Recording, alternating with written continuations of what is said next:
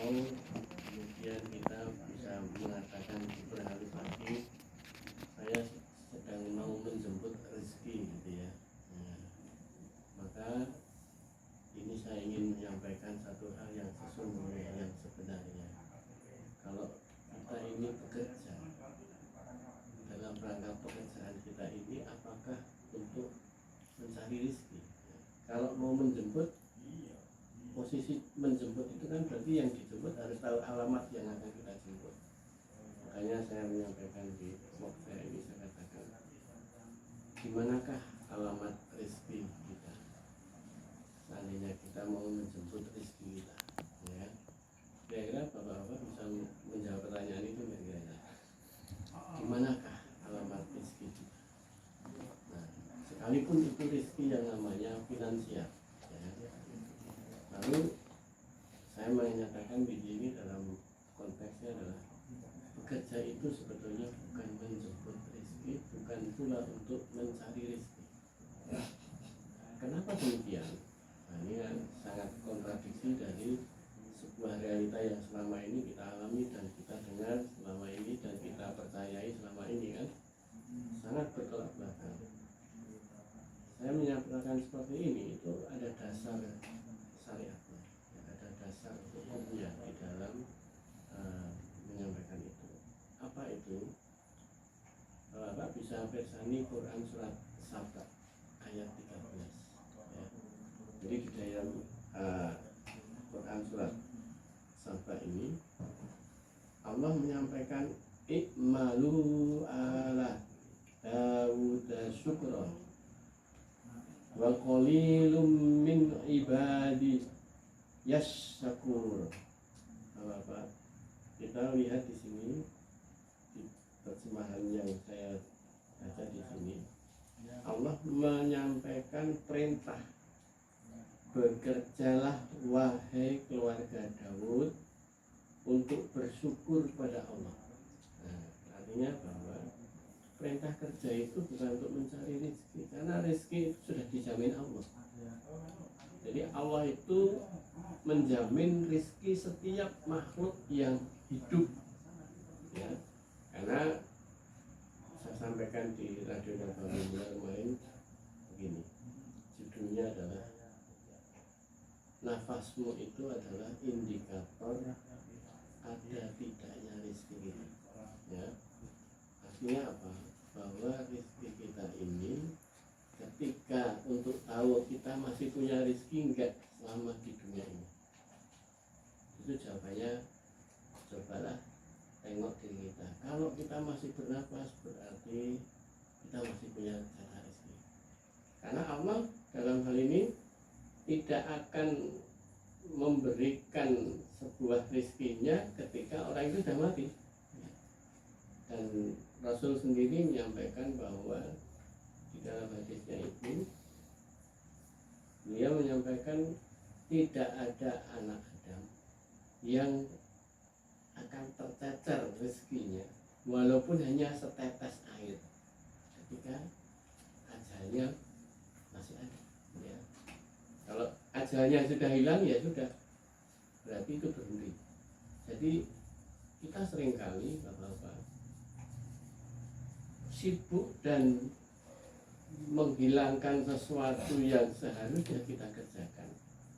Jadi kesibukan kita ini justru mengerjakan segala sesuatu yang sudah dijamin Allah, yang sudah dijamin Allah. Kita bersusah payah untuk mengejarnya, padahal itu sudah dijamin. Yang berikutnya, kita justru mengabaikan atau melalaikan apa yang tidak dijamin oleh Allah. Pertanyaan saya pada Bapak, surga dan husnul khotimah itu sudah dijamin Allah enggak? Kita ini sudah dijamin Allah untuk masuk surga enggak? Dijamin. Dijamin? Iya. Jaminannya apa? Miftahul jannah. Karena udah dikasih kunci surga. Kunci surga. Tapi kita punya jaminan enggak masuk surga? Belum tentu. Itu tidak dijamin. Sehingga posisi kita ini kadang melalaikan apa yang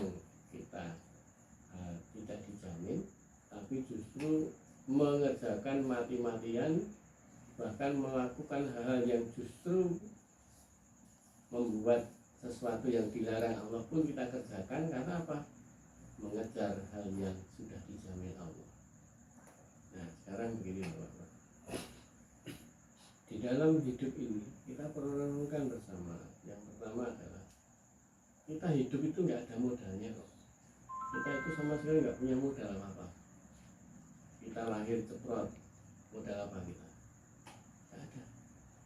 Semua adalah apa yang Allah berikan kepada kita. Loh, kita itu lahir ditolong bidan, ya kan? Atau dokter. Maksudnya ditolong itu kan itu perantara. Orang tua kita merawat. Pertanyaannya, kita itu lahir ceprot itu modal apa?